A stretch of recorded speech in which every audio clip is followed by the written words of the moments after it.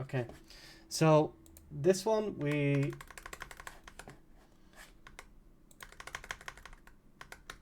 Oh, that's just my camera. So the issue was, so I didn't manage to capture draft this one, so we'll have to wait until next one to go over that. But one of the biggest issues here was that in top lane, like, this matchup is just so unbelievably kind of, like, it can be Malphite favored, but it seems like this Malphite was more so taken because other things were banned rather than because the matchup was understood as much. Like, dying for one into a Sylas is never something that you really want to be looking to do, especially pre-6.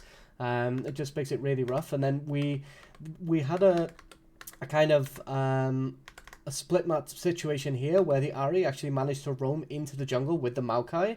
So the fact that Ahri actually got this early game push on the wave actually forced Vi out from her bot side, which very, very rough for her because she loses her red buff here. The good thing about the Vi, which I will give praise for, is she did go for this cross map on top lane, which, again, accepting that your red is gone and going for the cross map is good. But the unfortunate thing is they heavily misplayed this cross map, and the Sylas actually managed to get another solo kill onto the Malphite here due to the fact that they just kind of continue to walk up. Especially tanking a wave here as well. Minions at this stage of the game are doing about 25 damage each. So even in this wave from these casters, you're getting about 75 damage from there. Like, so you end up in this kind of weird position where the minions are actually acting as a second AD carry for you. So again, like a really big wave there, and it was kind of rough. And then the game started to somewhat just fall to pieces from there. Like it just went really, really downhill. We did get this kind of like Ahri continuously roaming throughout though, which was a really, really good thing because it helped the Maokai get ahead. Again, usually you want kind of a bit more of a bruisery or an assassin in jungle to roam with the Ahri, because then that means if she lands a charm, you're 100-0 them. But in general, they didn't really go for that. Ahri ended up dying here too. This was the big 3-man. So this was actually a really good play by Solary. Eva actually kind of sat here in a really, really good position. She's only 4, but it doesn't really matter too much. We get the Vi coming around on the flank, and then this CC lock was just absolutely massive. So the unfortunate thing is this was a really, really good play that was orchestrated by them, but because the Sylas is just falling behind, it makes it really, really rough to play. And again, this is kind of the power of Maokai as well. This entire engage got shut down.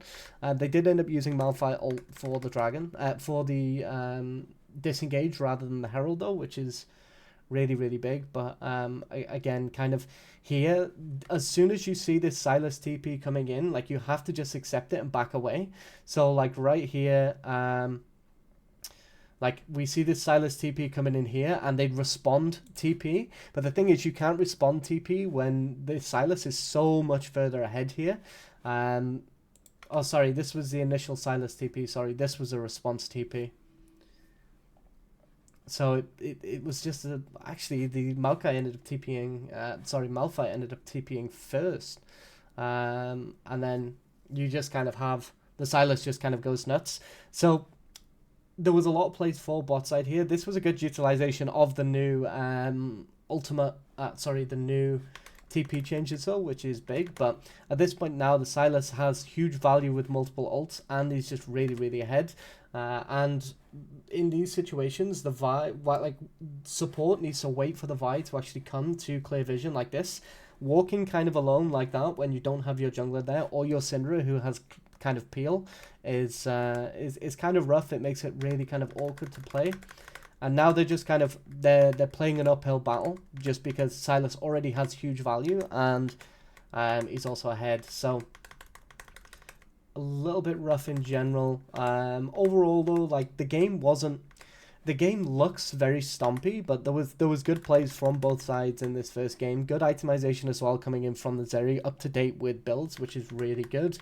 And then yeah, at this point they just kind of snowball the lead slightly. This was a really big mistake. So what you do here is you have to accept that this is is this first dragon? No, I can't actually see. They're not showing the dragons on stream, so I don't know which one this was. I think this was second, third maybe. Either way, it doesn't really matter. In this situation, you have to accept that you're walking into an area where you have absolutely no vision at all, and you're playing into a Nautilus and a Maokai, and also the Sylas can steal away Malphite also.